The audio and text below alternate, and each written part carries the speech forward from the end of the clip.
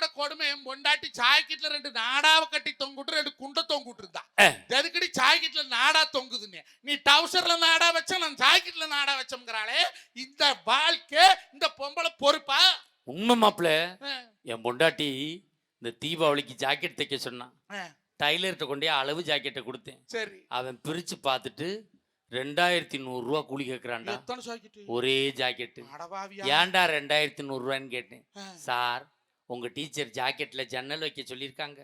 ஆசாரி கூலி 1100, கொத்தனார் கூலி 800, என் கூலி 300 நான்டா. சரி, கொடுத்துட்டு வந்துட்டேன்டா.